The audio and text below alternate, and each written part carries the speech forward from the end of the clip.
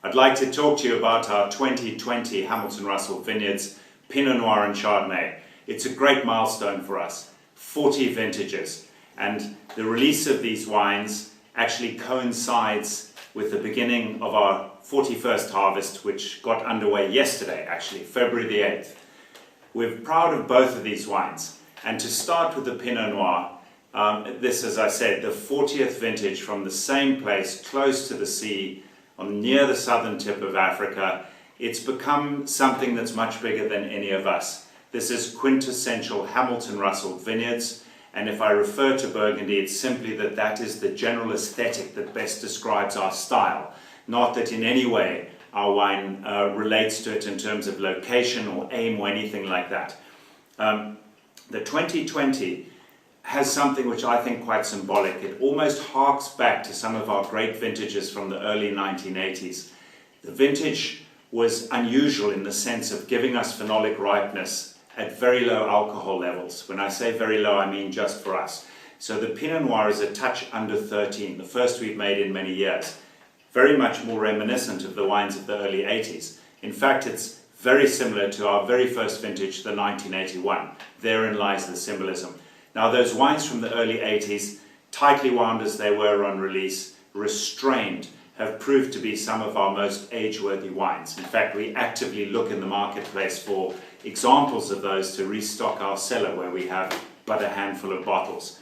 Now, this 2020, to me, represents Hamilton Russellness in the sense of being much more spice-driven. It's got that tightly wound athletic structure, despite having a great degree of elegance and a lightness of step. So the first experience is not just a glob of fruit, it's not big, full, round, soft and easy with a sensation of sweetness, very much not New World Pinot Noir. I like to think of it as a more intellectual style, a wine that opens in the glass, that you have to think about deeply. We've found amongst the spices things like cloves, things like salted black licorice, cracked black pepper. On the fruit profile, which is very subtle and doesn't dominate, we find wild strawberries, we find cranberries, pomegranate, we get a kind of a sensation of wild herbs as well. Then on the palate, it has that very almost restrained, athletic, dry tannins, finishing dry, quite sappy, but quite long and elegant and light of step. If we are going back to a Burgundian analogy, our recent vintages for quite some years have been placed more in the Côte de Nuit stylistically, with a lot of people oscillating between Gevrey-Chambertin for a vintage like the 18 or Moët-Saint-Denis for others, but that kind of area. This to me harks back to our earlier Pinots from the very early stage, where we were often placed in the Côte de Beaune. And to me, funnily enough, reminiscent of Volnay meets Pommard. And we enjoy it, and I hope you do.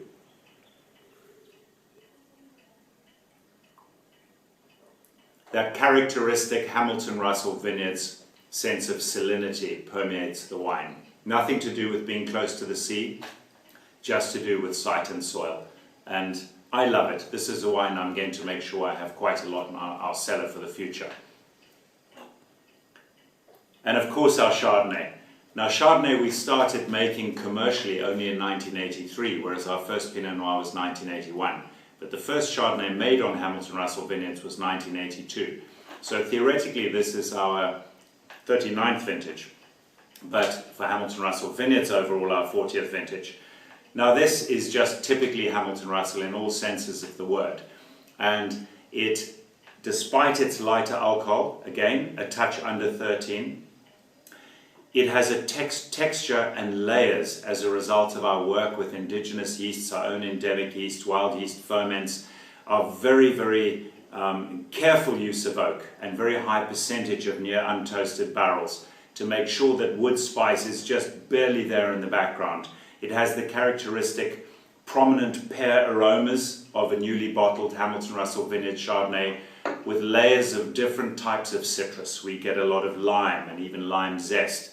But on the palate it's more lemons, but you'll find many things. And what it does have, it makes it again Hamilton Russell Vineyards, is that dry, hard minerality that persists into a kind of almost dry, chalky finish. And once again, that mild sense of salinity. So we find it a remarkably layered, complex and textured wine, bright, hard, mineral, despite the alcohol being just a touch under 13. We know you're going to love it.